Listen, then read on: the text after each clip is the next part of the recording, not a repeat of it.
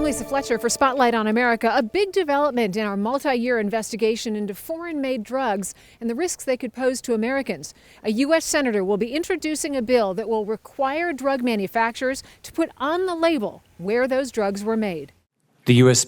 Senate Special Committee on Aging will now come to order. Senator Rick Scott is moving from questions to action on drug safety. If we can't solve this problem, it's only a matter of time before more American lives are unnecessarily lost.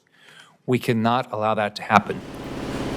He's putting a transparency bill on the table, so you know where your generic drugs come from. Why is it important for people to know where their drugs are made? You're putting this in your body. Everything you put in your body, you should know. Right now, you have no idea. Most Americans don't realize that India and China are where most all their generic drugs are made. And they don't realize that our inspections in India and China are worthless. It's estimated that 90% of American prescriptions are generic.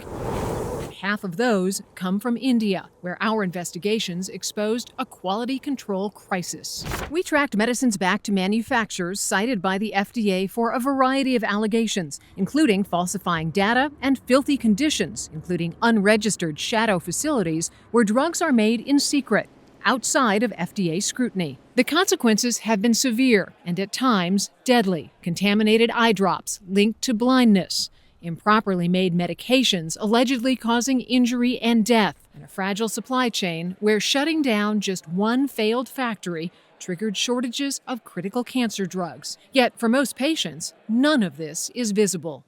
Why has it been such a big secret all of these years about where the drugs are made and who made them? I mean, you'd think that the FDA was hiding nuclear codes. I just think that the people trusted their federal government more than they should have. I've been up here 7 years. I can tell you it's a black hole of information. It's clearly a swamp. Chairman Scott, Ranking Member Gillibrand, and distinguished members of the committee, thank you for this opportunity. Ohio University professor John Gray testified before Scott's Senate committee. Low-quality drugs have human consequences. Gray spent years decoding databases and, for the first time, connected medications to their makers. We sat down with Gray last summer. Why do you think that information is kept out of the public's accessibility? I still don't know. Your electronics have made-in labels. It seems that your food has made-in labels, right? So it does seem as though your drug should have a made-in label. Gray's work recently tied foreign-made drugs to a 54% higher likelihood of severe outcomes, including hospitalization and death. One of the reasons, Scott says, we can't wait any longer. These are polarizing times on the Hill. Do you think you can get this done? Yeah, I have a really good working relationship with the ranking member of the Special Committee on Aging, Senator Gillibrand. Yeah, she's absolutely committed, so this is for sure not partisan. Whether you're Republican or Democrat, you should know what you're putting in your body.